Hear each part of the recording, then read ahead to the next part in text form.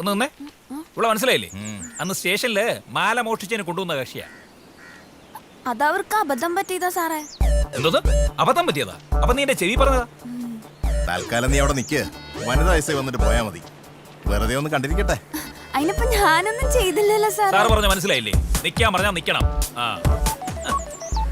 ആരടി ഫോണില്? ഊളേ സാറേ. ഊളയാ? അപ്പൊ നിനക്ക് ഊളകളായിട്ടാണ് കണക്ഷൻ അല്ലേ? എടുത്ത് ലൗഡ് സ്പീക്കറിൽ ഇടറി. അല്ലേ, ലൗഡ് സ്പീക്കറിൽ ഇട്. ഹലോ മച്ചാനെ, എവിടെയാണ്? പാർക്കിലാ. പോലീസ് നോക്കി. രാവിലെ ഡാർക്കായ. ഞാനൊന്നും ചെയ്തിട്ടില്ല. ഇവിടെ വെറുതെ പിടിച്ചു നിർത്തിക്കാ. ആ കോപ്സ് തിണ്ടികൾക്ക് പ്രാന്താണ്. പന്നികൾ വേറെ പണിയൊന്നുമില്ല. നീ ഒരു കാര്യം ചെയ്യും, അവന്മാരുടെ കാലെ പിടിച്ച് കരഞ്ഞാ മതി. വിട്ടോളും പ്രാന്തന്മാര്. ഒരെണ്ണത്തിന് ബുദ്ധിയില്ലെന്ന്. അല്ലേ വേണ്ട, ഞാൻ അങ്ങാട് വരാം. അതെ, ഞാൻ നിന്നെ ഫസ്റ്റ് ടൈം കാണുന്ന പോലെ ആക്റ്റീവ് ഉള്ളു കേട്ടാ. ഓക്കെ നമ്മുടെ അടുത്താണ്. ഇവക്ക് എന്ത് പറ്റിയതാണ്?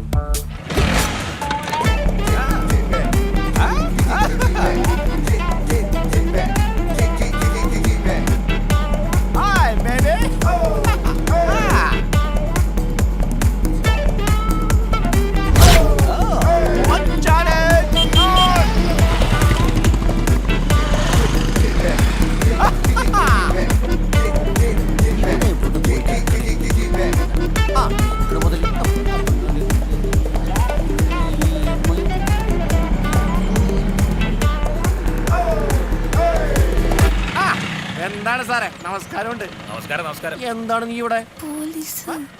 എന്ത് പറ്റിയതാ സാറേ? നമുക്ക് വേണ്ടപ്പെട്ട നിന്റെ പേരെന്താടാ? എന്റെ പേര് റോക്കി. ഓ, അപ്പൊ നീയാണല്ലേ ഊള റോക്കി? അപ്പൊ നമുക്ക് സ്റ്റേഷൻ വരെ ഒന്ന് പോകണം. നീ വെക്കോട്ടെ.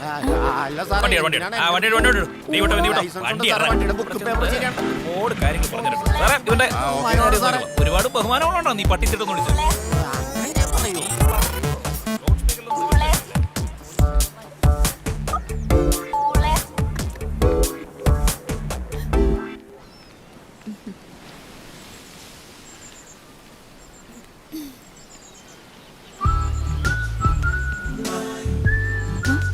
അയാളല്ലേ?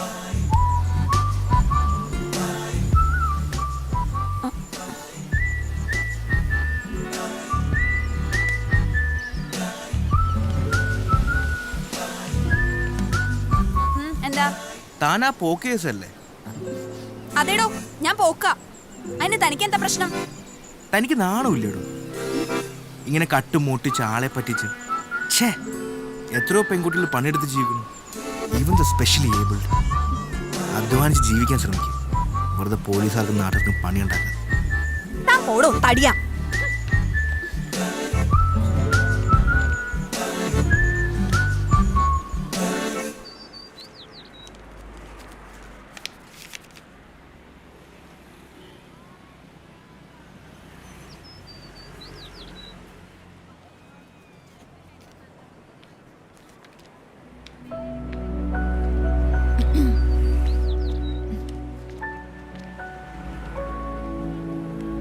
എന്ന വാക്കിനർത്ഥമൊക്കെ എനിക്ക് നന്നായിട്ട് അറിയാം.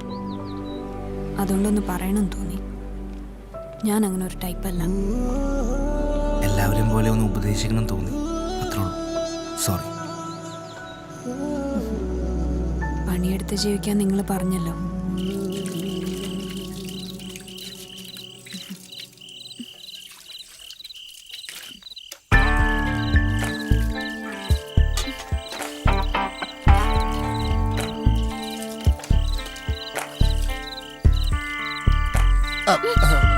അല്ല, പ്ലേറ്റ് മോളെ എടുക്കാനാ.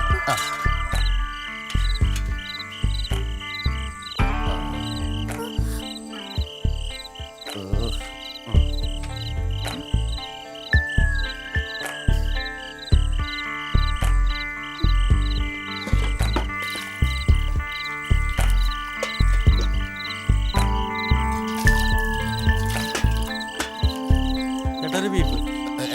ഒരു ബീഫ്.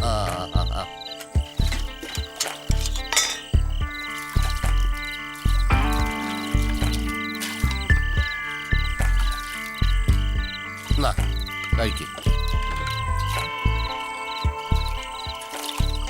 അതെ, ഈ പാത്രം ശരിക്കും ഒന്നാണ് കഴുകി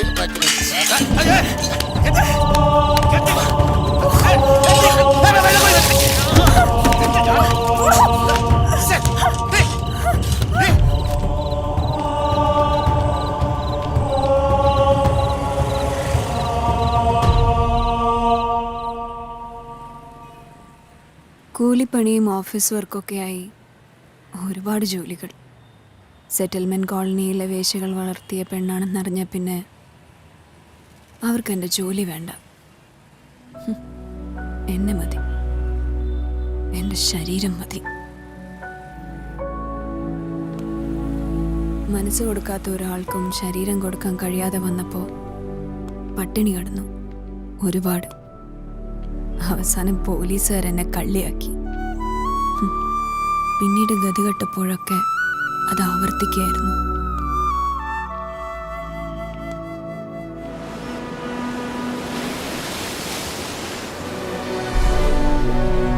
സമൂഹം സൃഷ്ടിക്കപ്പെടുന്നതാണ് ഇവരെ പോലുള്ള ആളുകളെ. ആർക്കും എന്നേക്കുമായി ഇവരെ രക്ഷിക്കാൻ കഴിയില്ല. കാരണം ഓരോരുത്തർക്കും ആ രക്ഷപ്പെടുത്തുന്നതിന് പിന്നിൽ ഒരു ഉദ്ദേശമുണ്ടാകും. ഞാൻ ആലോചിക്കുകയായിരുന്നു, ഒരു വലിയ കാറ്റ് വീശി ഇവിടെയുള്ളതെല്ലാം പറന്നുപോയാലും അമീർ ഇവിടെ തന്നെ കാണും അല്ലേ? അപ്പൊ ഞാൻ തനിച്ചാവണമെന്നാ നീയും ആഗ്രഹിക്കുന്നത് അല്ലേ?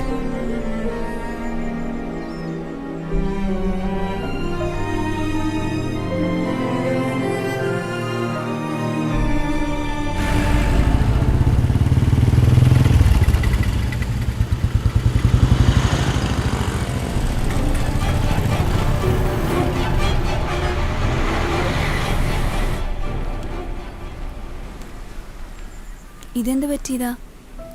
അപകട? അല്ല, ഇതുകൂടാതെ കണ്ടിട്ടില്ല. കുറച്ചു കഴിയുമ്പോ ഇത് കളയായിരിക്കും അല്ലേ അമീർ?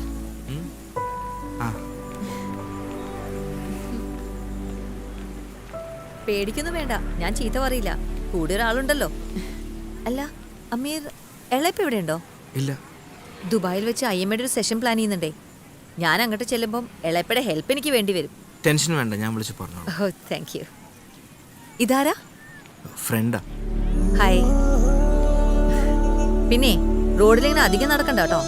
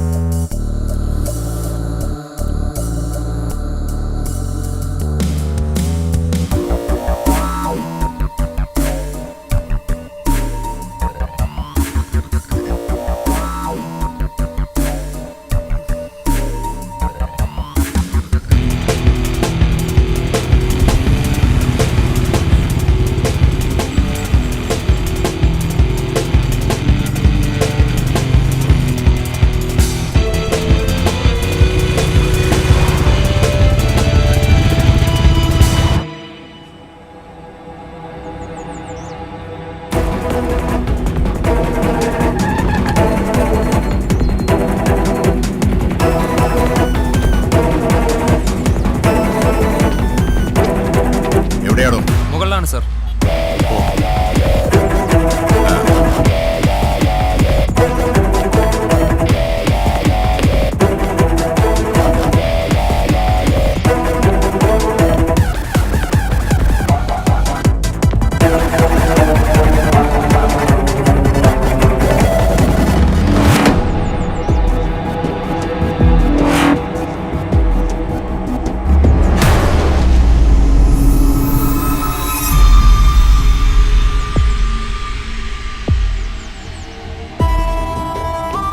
ആ സെക്യൂരിറ്റി വിളിക്കുക സാർ.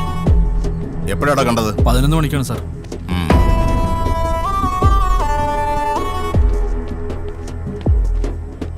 എന്താണ് അതിന്റെ പേര്? വാസു.